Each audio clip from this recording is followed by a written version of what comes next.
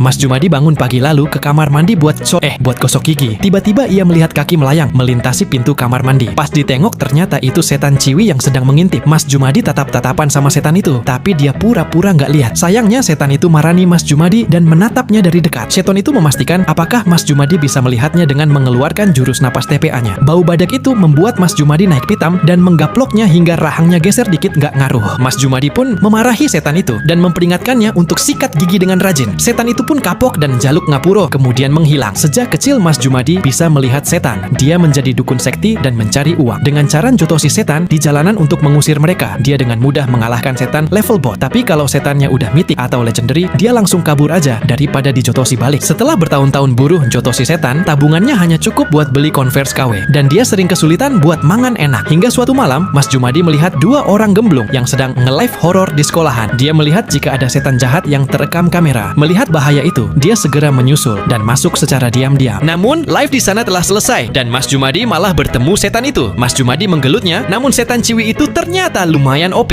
bahkan bisa membalikan badan dan menduduki Mas Jumadi sampai lemas. Mas Jumadi pun pulang membawa kekalahan. Namun, kekalahan itu tidak bisa ia terima. Mas Jumadi menemui Kang Darno Raja Dukun dan meminjam golok sakti miliknya. Malamnya dia berangkat lagi ke sekolahan itu dan langsung menantang setan Ciwi itu. Setan Ciwi itu tertawa dan mengejek Mas Jumadi. Dengan mudah, setan itu menghindari serangan Mas Jumadi. Pertarungan berlangsung panas hingga akhirnya mereka berguling-guling dan jatuh di tangga. Setan Ciwi itu pun baper dan menendang endok Mas Jumadi. Tiba-tiba dua orang gemblung yang nge-live itu sedang lari-lari dikejar setan jahat. Mereka pun ikut takut karena memang serem. Pas sampai di bawah Mas Jumadi, teringat setan Ciwi. Dia segera naik lagi untuk membantunya. Mereka berdua pun bekerja sama menghadapi setan jahat itu. Namun karena ranknya udah legendary, setan itu terlalu OP dan hanya bisa dikalahkan ketika ditebas tepat di bagian kelemahannya. Buat yang mau nonton, judulnya Bring It On Ghost, serial Korean drama.